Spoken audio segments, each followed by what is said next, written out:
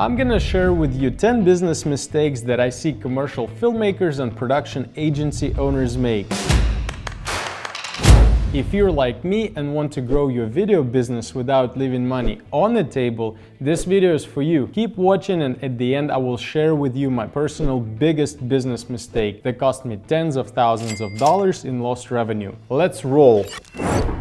Mistake number one I see film professionals make is selecting a low-pay niche within the industry. Not all commercial video jobs pay equal, not even close. First and foremost, choose the niche that has high-value projects tied to it. When I was in high school, I filmed Friday night games and they paid me $20 to film a home game and $40 to film an away game. Yes, that was almost 20 years ago, but you get the point. Those numbers didn't have enough zeros tied to them. But even today, filming high school sports brings a lot less revenue than producing a commercial for a large corporation. A branded story ad for a major brand or a corporate video for, say, established insurance company are most of the time better paying options than a sizzle reel for a small local restaurant or a product video for an online brand that just launched. If you like working with products, outreach brands selling high-ticket items such as golf carts or medical devices, or consumer goods at large scale like razor blades or premium bedding sets. It's not uncommon to see projects in a range between $30,000 and $150,000 here. On the other hand, smaller e-commerce brands that sell products for $10, $20 on Amazon at small scale may not be the right fit for you. While large businesses look at marketing videos as investments, smaller companies see them as expenses. The difference between the mindset of the two is with understanding of ROI, or return on investment. Established businesses have dedicated marketing budgets backed by historical sales data with an ability to calculate their return on investment fairly close to what they'll actually make. Smaller businesses may not have such an in-depth sales data analysis. They know that a marketing ad may help them make more sales, but they're unsure by how much and how long it will take them to make the money spent on an ad back. So now that you know the differences in business structures, prospect and choose your target audience wisely. Mistake number two is working too much in your business instead of working on your business. One common error I observe in video professionals is their lack of clear vision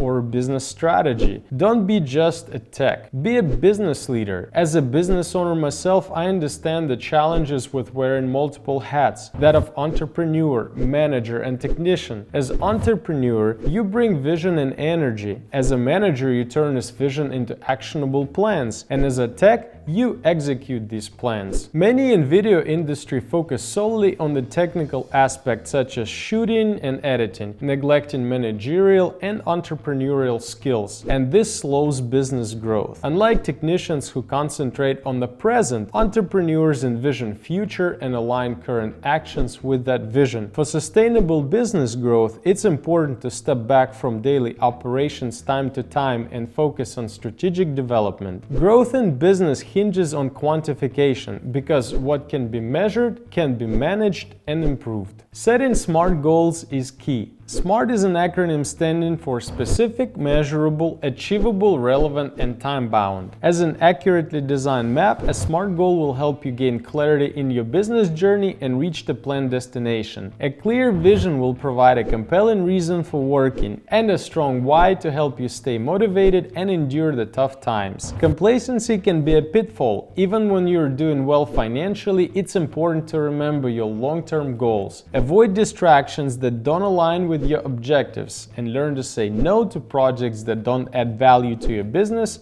or a vision of your future. The third mistake I see is relying too much on cold calling or email without ever leaving your office. Don't try to get clients by emailing random businesses. Instead, research businesses you want to work with really well, understand their needs, and have a mutual contact introduce you when possible. Don't just email. Create a personalized pitch deck that addresses that business's needs and goals and works as a solution for them. You can present this pitch deck feedback either in person or on a Zoom call. Every business wants to make sure that their vendors and partners understand their pain points and offer the right solutions. Then there's networking. Go to networking events, meet new people, curiously ask them about what they are doing and genuinely care about their story. When asked about your business, never try selling what you do. Instead, share how you help others get to their goals. And don't neglect building a network with other professionals in your niche. Strong partnerships can lead to more opportunities for both sides. It's about collaboration, not competition. It's often who you know that counts. Filmmaking is a small community and everyone knows someone, so remember being helpful and nice.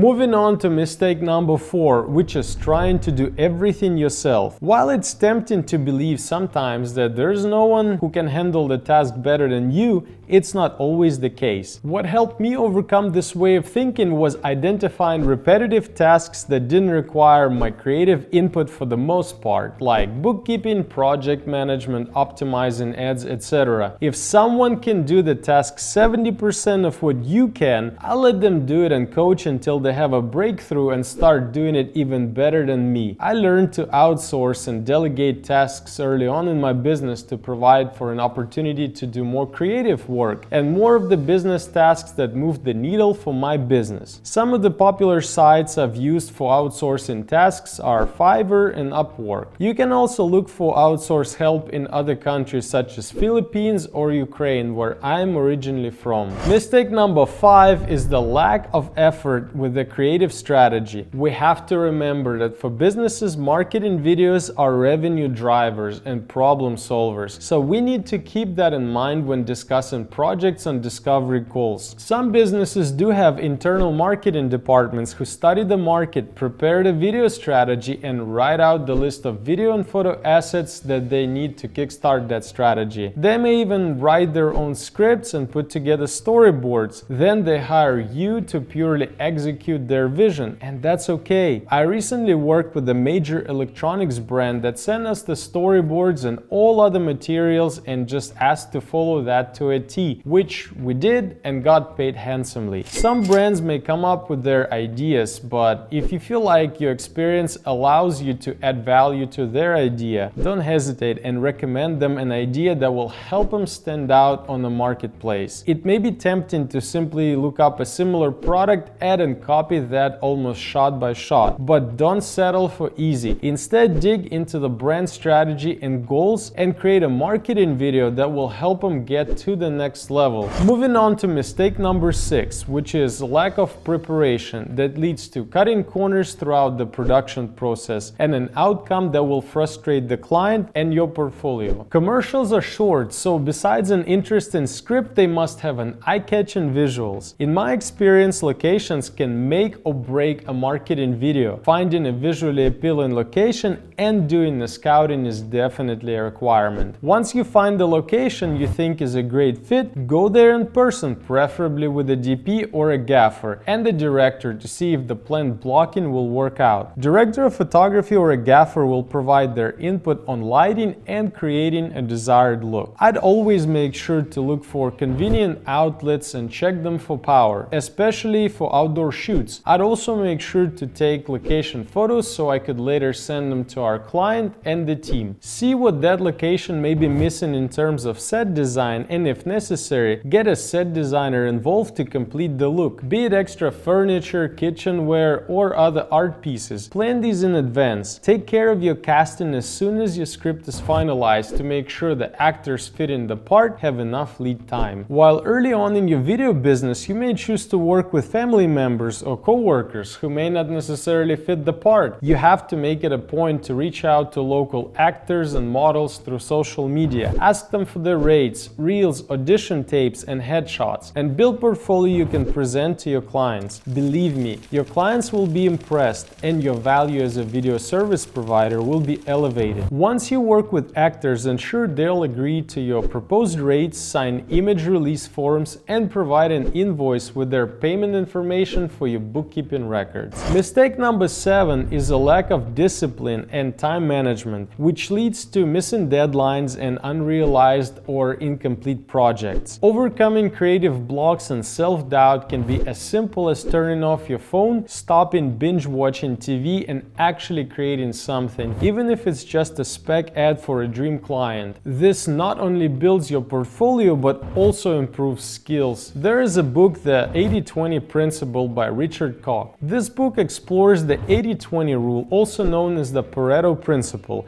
and its applications in business and personal life. This rule suggests that we typically spend about 20% of our time getting a task 80% complete, and then the remaining 80% of our time trying to perfect the final 20%. I can edit this video in a day or two, achieving about 80% quality. It will be functional and will convey the message, but it wouldn't be perfect. I could spend several more days enhancing it, shooting additional B-roll, crafting animations, trying different color grades, or selecting better music, all to improve the last 20%. But perfecting this portion consumes most of the time, so it's about making smart time management choices. I could create one flawless piece of content in a week or several good enough ones. Quality matters, but knowing when to stop is key. Ask yourself if further improvements really enhance the final product enough to justify the time spent. This is about recognizing the point of diminishing returns, which refers to a situation where the level of benefits gained is less than the amount of effort or resources invested. In simple terms, it's when more investment, time, money, or effort in the project yields progressively smaller returns or improvements. Your success will come from understanding how to work efficiently and knowing when something is sufficiently good for public release. Let's dive into mistake number 8. It's about the importance of going above and beyond for your client, and it all starts with communication. And really, communication is the key at any stage of the project, but it is especially important at the initial stage of negotiation. This is where things can go right, or unfortunately where they can start going south. When you first sit down with the client, it's essential to have an open and honest conversation. This is your opportunity to really understand what the client needs, and equally important, to clarify what you can deliver. It's not just about agreeing to a project, it's about comprehending the full scope of work involved. And by scope, I mean everything: the workload, the resources needed, the time frame, and yes, the budget. Let's talk budget. It's a sensitive topic, but it's one that needs to be addressed head-on, because unexpected expenses can be a real pain point in client relationships. Imagine this: you're halfway through the project and suddenly there are additional costs that weren't discussed initially. Your client may not have the budget to cover these, which may lead to frustration, and worse, it can make them feel like they have been misled.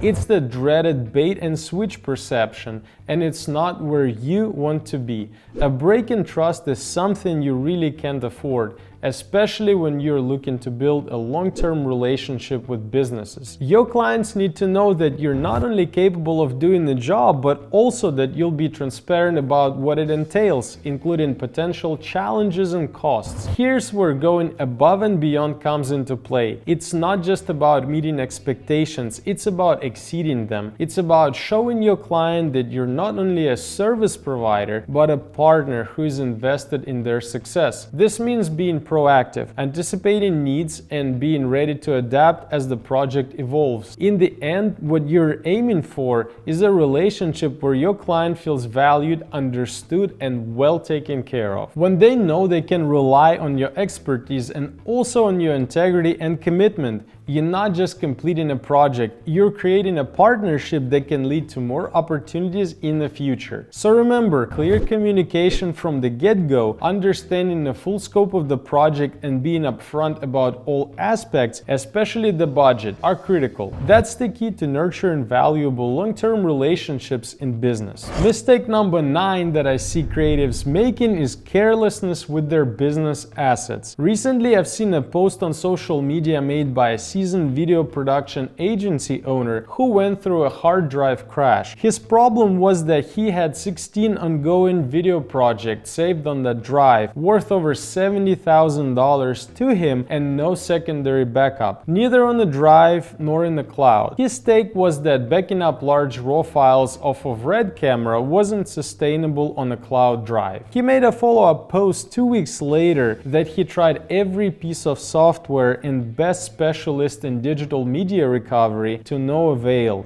Due to this irreparable error, he had to shut down his business. This mistake could have been easily avoided at a cost of $100 spent on a basic backup drive. Your finalized work is your asset too, so make sure you protect it with watermark until you receive the final payment from your client for the full scope of work. I hear too often from other filmmakers that once they submit the final cut to their client, the balance payment is delayed and they get ghosted for months. Remember that the finalized project is your greatest leverage, and while the client really needs the finished project, they will be messaging you every day and the advantage stays with you. So get the payment first and then submit all the deliverables. A bonus tip here is, as you work on the final round of revisions and feel the client is excited about the project outcome, ask them to leave you a review either on Google Maps or Clutch or social media platform you use most for promoting your business. After I submit the final deliverables, I'd also ask the client if they know someone who could benefit from the video services we do. Personal references from loyal clients are an easy way to get quality leads. Business clients are usually well connected with other business owners in their niche and may think of someone. If not immediately, then eventually. Sometimes I have a new prospect calling me a year later telling me that so-and-so put in a good word about my work and they'd like to receive the same service. And finally, mistake number 10, and my personal biggest one that cost me tens of thousands of dollars in lost revenue, is the lack of personal branding. Unless you position yourself as an expert in your niche, no one will know you are one. So establish your personal brand on social media by providing your target audience with expert content that helps them solve problems. As you build trust with your audience, they will eventually ask you to help them solve even bigger problems. This is where you'll have an opportunity to monetize your skills. Start building your personal brand with a structured approach. Otherwise, it will take more time and effort to see the result. Pick a niche and make your content razor focused. If it's about product videos for brands selling on Amazon, then spend most of your time talking about that specific topic to not confuse your audience. Start with identifying the platform where your target audience hangs out more often. Don't try and conquer all the social media platforms at once. It may be difficult and may lead to a burnout. Prior to posting content, make sure your profile images and descriptions look professional and relevant to the audience so they know exactly what you do and the benefit they'll get by following your account. Start sharing valuable advice, tips, tricks, client success stories, and news in your industry daily. Your success hinges on consistency. Remember, no consistency, no big success. Algorithms of every platform are looking for consistency before promoting your channel or content. As you grow as a filmmaker, entrepreneur, make sure to create assets that have a potential to make you money even when you're asleep. Create new streams of income, build an audience, and grow business. Think of a digital product you can eventually sell at scale, such as a course, a book, a LUT pack, or a workshop, because succeeding with one of these will really propel your business forward. Video productions are often a one-off job, so once you submit the project, the client may not need your help for another year. That sets you up to consistently be on the lookout for new clients and stress about where the next dollar is gonna come from. In his book, The Millionaire Fast Lane, a successful entrepreneur, MJ DeMarco, explains that the most profitable businesses are those that are scalable and aren't masquerading as jobs. And maybe you can relate to me on this next one, but as a filmmaker, I'm constantly being targeted by other creators who reach out to me offering their courses or trying to sell a coaching program. A few months ago, I got curious about the offer and I wanted to see how it actually works. So I connected with one creative who, after an hour-long conversation, finally explained that what his program does is helping guide filmmakers to multiply earning potential by mentoring and self-branding on social media. I had a moment of realization that I can work on my brand together with my team and invest $10,000, which is the cost of his program, elsewhere in my business. That coach's take was that many filmmakers struggle with consistency with their self-branding and social media presence, and he is keeping his students accountable in being consistent. 10 grand to learn that you just have to do it. Working on yourself and your brand every day, and that's the whole secret. And that wraps up the 10 major business mistakes that I see in commercial video production. Avoid making these in 2024, and I promise you'll see some great results in your video business as well as increased income potential. If you have any questions, please comment below and don't forget to subscribe for more content like this. Thanks for watching, and I'll see you on the next one.